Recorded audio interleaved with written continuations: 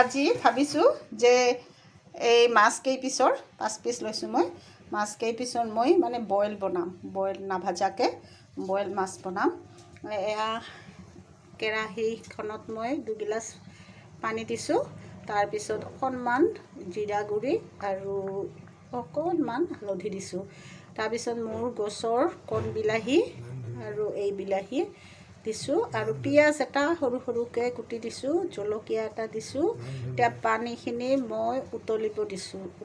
পানীখিনি উতলিলে প্ৰায়, এতিয়া মই ইয়াত আদা নহৰু অলপ থেতেলি লৈছোঁ, সেইখিনি দিম। তাৰপিছত মান ধনিয়া, এওঁৱে মান ধনিয়া মোৰ টাবত ৰোৱা মান ধনিয়া আনিলে এইখিনি এতিয়া দিম। আৰু এই ধনিয়া অকণমান দিম, দি পেলাই চাওঁচোন আজি কেনেকুৱা হয় ৰেচিপিটো, খাবলৈ ভাল হয়নে নহয়। আদা নহৰু অকণমান খুন্দি লৈছোঁ মই।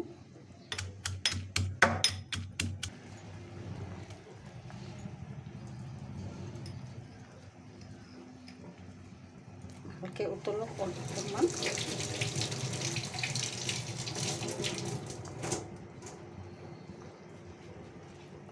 তাৰপিছত মই মাছ কেইপিচ দি দিম, দি অকণমান সিজিব দিম, ঢাকি দিম।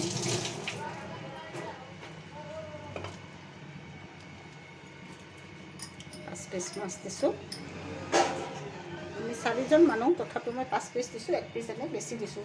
যদি কিবা কাৰণত বহুত ধুনীয়া হয় খাবলৈ, তেতিয়াহ'লে চবেই ভাঙি খাম আৰু।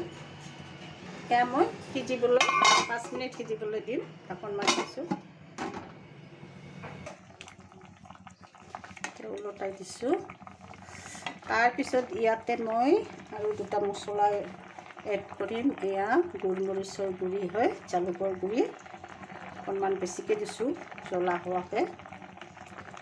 আৰু আচল বস্তুটো দিয়া নাই, একৰ্ডিং টু টেষ্ট, এয়া নিমখ।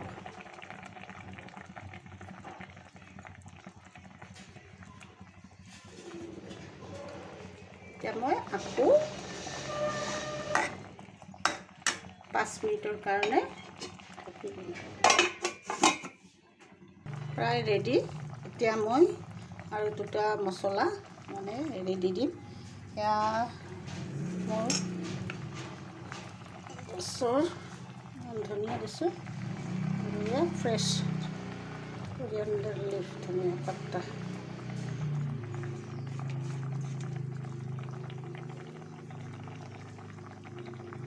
হৈ গ'ল। লাষ্টত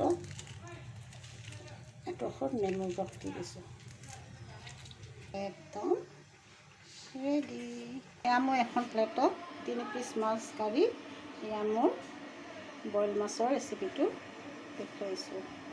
থেংক ইউ।